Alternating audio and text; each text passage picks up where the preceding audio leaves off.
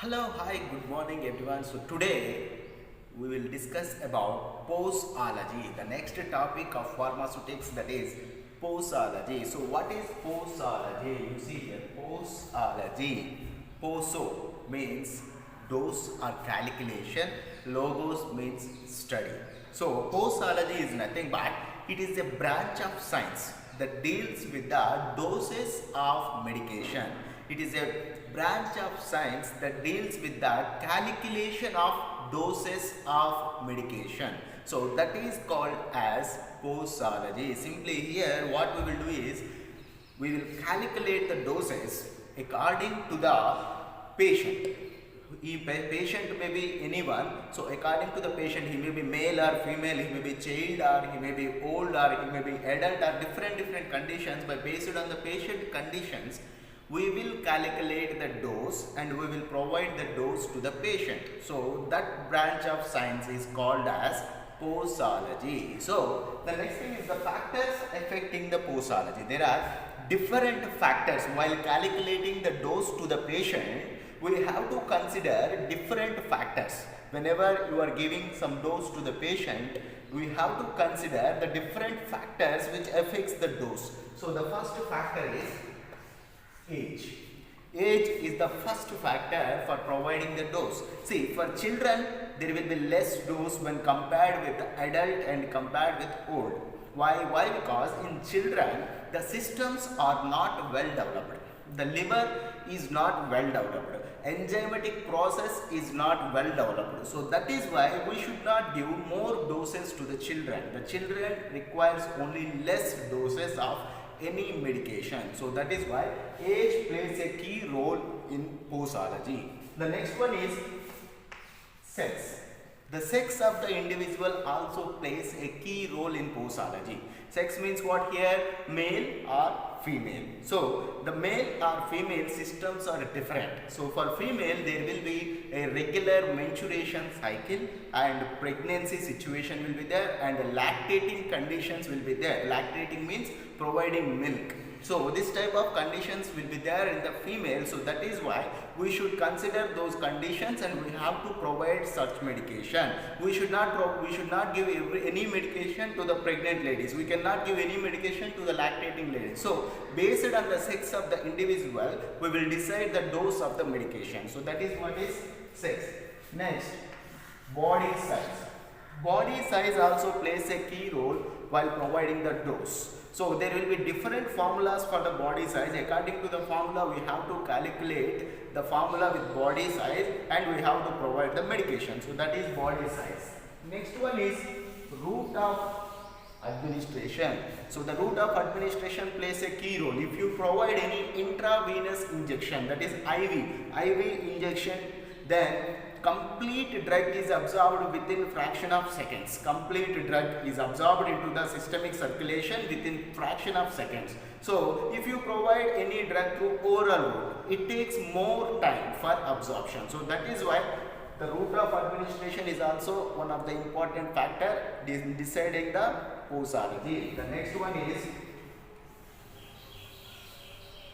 time of administration. So here time of administration means nothing but here not about time, that is 10 a.m. or 11 a.m. Time of administration means before taking the meals, before taking the tiffin, or after taking the meals or after taking the tiffin. See, many drugs can be absorbed completely and easily when you give those drugs before the meals. So some drugs may be absorbed after taking the meal, some drugs you can give during the night time. So that type of factor that will affect is time of administration. So whenever you are providing medication, you should consider about this time of administration factor also.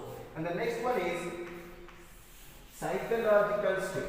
Psychological state of human being is also very essential. See, some nervous patients will be there, some mental illness patients will be there, some anxious patients will be there. For such type of patients, if you give any anesthetics, normal dose cannot be sufficient for such type of patients. You have to give more and more doses for such type of patients. For normal people, you can give normal dose. So by based on the psychological state also, you have to consider the dosage.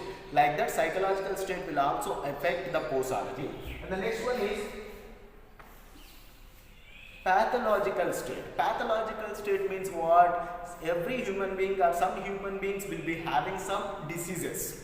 They will be having their own diseases. So for example, some will be having sugar, some will be having liver problems, some will be having kidney problems, like that. So they will be having their own problems in internal structure of the body. So by based on the problems, you have to decide the dose. Why? Because for in liver diseases, it takes more time for drug to absorb into the bloodstream. So like that, you have to consider the diseased state of the human being. So that is the pathological state which will affect the posology. And the next one is drug interaction. So whenever you are going to decide the dose, you should consider about the drug interaction. So when two drugs you are giving, if these two drugs interacts with each other and it will become toxic to the body. So that is why you should consider what are the drugs you are giving to the patient. You should check what are the drugs you are giving to the patient. They should not interact with each other. And also the food drug interaction is also there. When you give some drug, it may interact with the food you are taking, it may interact with the milk you are taking, it may interact with the water, cool water you are taking. So such conditions should be considered in your mind whenever you are providing the medication. So that is what is drug interactions. Drug interaction is also one of the key factor in deciding the posology. The next one is